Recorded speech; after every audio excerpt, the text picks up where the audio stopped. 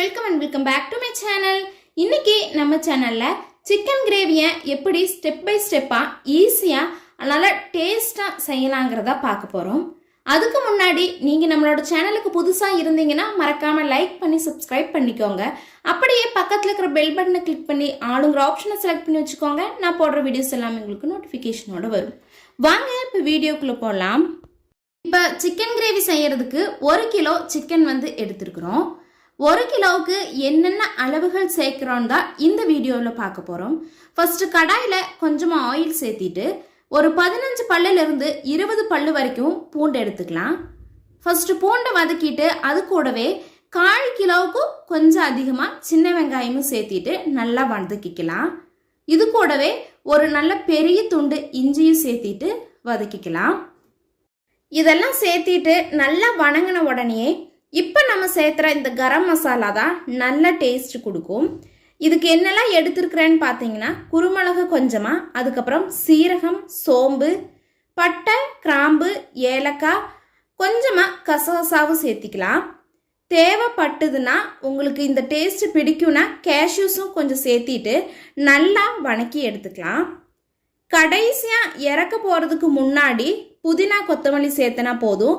ஏன்னா புதினா கொத்தமல்லி நம்ம ஃபஸ்ட்டே சேர்த்திட்டோன்னா ரொம்ப வணங்கிரும், அந்த டேஸ்ட் மாறிடும்.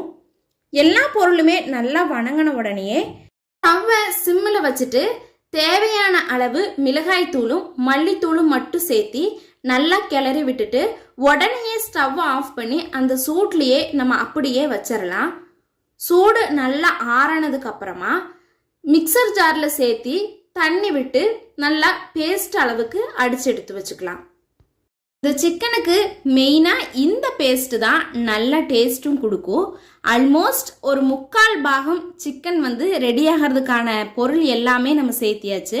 இப்போ ஒரு குக்கரில் ஆயில் சேர்த்திட்டு கொஞ்சமாக கடுகு, கருவேப்பிலையும் சேர்த்தி பெரிய வெங்காயம், தக்காளி சேர்த்தி நல்லா வணக்கிடலாம்.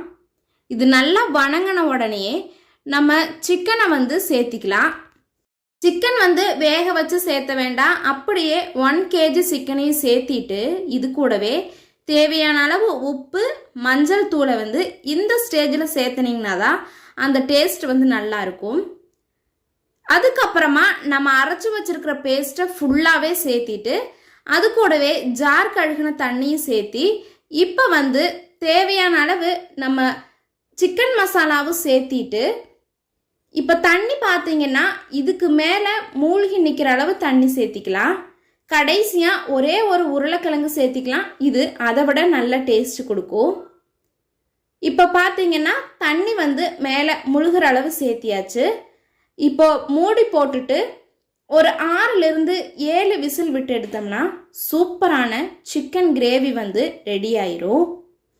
இப்போ 6லிருந்து 7 விசில் விட்டதுக்கு அப்புறமா சிக்கனுக்கு மேலே ஃபுல்லாக அந்த கொழுப்பு எல்லாமே கரைஞ்சு நம்ம எண்ணெயே அதிக அளவு சேர்த்திட்டில்ல, ஆனாலுமே மேலே ஃபுல்லாக எண்ணெய் மாதிரி முதங்கிட்டு இருக்கும். குக்கர்லேருந்து விசில் விட்டாலுமே தண்ணி மாதிரி தான் இருக்கும். இது அப்படியே சாப்பிட முடியாது. அதனால நல்ல பெரிய வாணலியில் சேர்த்திட்டு கொஞ்ச நேரம் கொதிக்க விட்டுட்டு புதினா கொத்தமல்லி தூவி இறக்கிட்டோன்னா சூப்பரான சிக்கன் கிரேவி ரெடி ஆயிரும். நீங்களும் இதே மாதிரி ட்ரை பண்ணி பார்த்துட்டு எப்படி இருந்ததுன்னு மறக்காமல் கமெண்ட் பண்ணுங்கள்.